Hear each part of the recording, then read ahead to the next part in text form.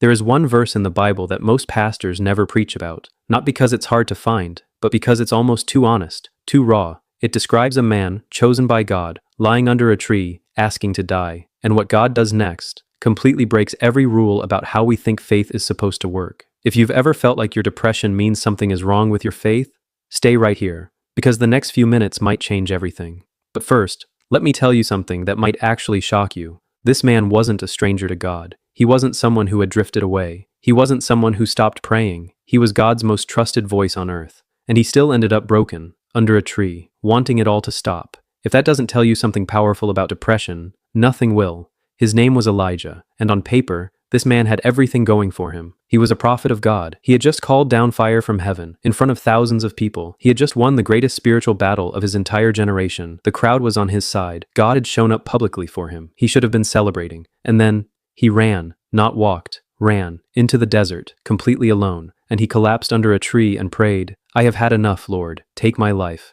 Read that again slowly. "I have had enough. Take my life." This is not a weak man. This is not a faithless man. This is not someone who never believed. This is the most powerful prophet alive, completely shattered, wanting to die. And here is what hits different when you really sit with this story. Nothing catastrophic had just happened to Elijah. Nobody close to him had died. He hadn't lost everything. In fact, he had just won. But depression doesn't care about your wins. It doesn't check your resume before it shows up. It doesn't care how strong you are, how much you've prayed, how much you've done for God. It shows up anyway, and that one truth should make you feel less alone right now. Because if it happened to Elijah, it can happen to anyone. It is not a sign that you are broken beyond repair. It is not a sign that God has left you. It is a sign that you are human. But here's where the story takes a turn nobody sees coming. Because what God does next is nothing like what religion tells you he should do. And honestly, it might be the most important thing you hear all week. What God actually does.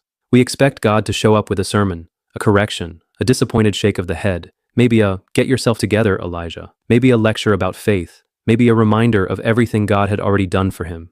That's what religion teaches us to expect, but that's not what happens. Not even close. Instead, an angel touches him, gently, and says 6 words. Just 6. "Get up and eat. You need rest." That's it. No lecture. No rebuke. No, "Why don't you have more faith, Elijah?" No, "After everything I've done for you." God's first response to his broken prophet was food and sleep.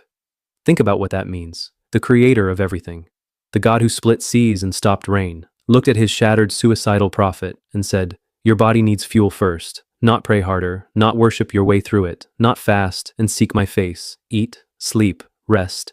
And then it happens again. The angel comes back a second time, touches him again, and this time says, "Get up and eat, for the journey is too great for you. The journey is too great for you."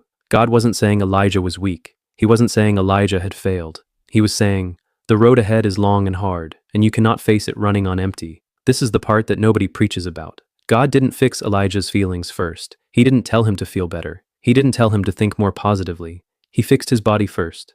Because here is the truth that the church rarely says out loud. Sometimes depression isn't just a spiritual battle.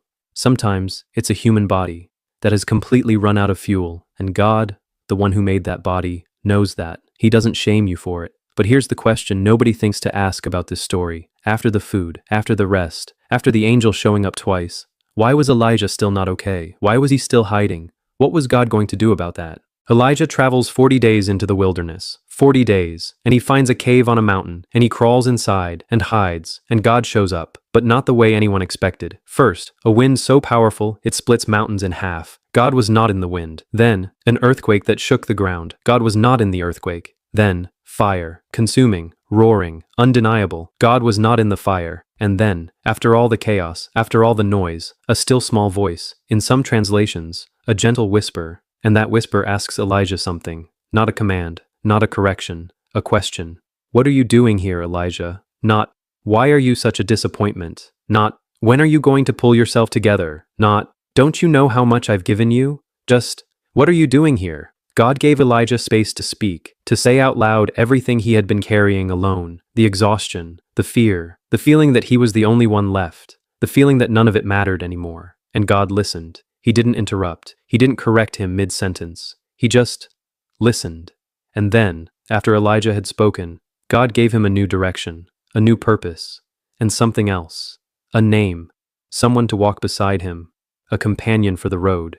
because here is the real secret buried inside this entire story. Depression lies to you, but it only ever tells two lies. The first lie, you are completely alone. The second lie, this will never end. Elijah believed both, with everything he had, and God, without drama, without shame, dismantled both of them. Not with a miracle from the sky, not with a thundering voice from the clouds, with bread, with rest, with a question asked in a whisper, and with a friend for the journey. So here is what 1 Kings 19 is actually saying to you today. If you are in a dark season right now, God is not asking you to perform your way out of it. He is not waiting for you to be strong enough to deserve help. He is not standing at a distance, disappointed, watching you struggle. He showed up for the most broken version of his most powerful prophet, with something as simple as bread and water, rest, a gentle voice in the quiet, and a friend for the road ahead. The secret was never a magic formula. The secret was never a special prayer or a hidden ritual. The secret is this: God meets you exactly where you are, not where you think you should be, not where religion says you need to get to first. Right here, in the cave, under the tree, in the dark room, exactly as you are right now. And just like Elijah, the fact that you're still here, still fighting, still watching this until the end, means your journey is not over. It just means you might need to eat something, to rest, to let someone in, and to get quiet enough to hear the whisper, because the whisper is still speaking. It never stopped. You just have to get still enough to hear it, and listen. If something in this story felt like it was written specifically for you today,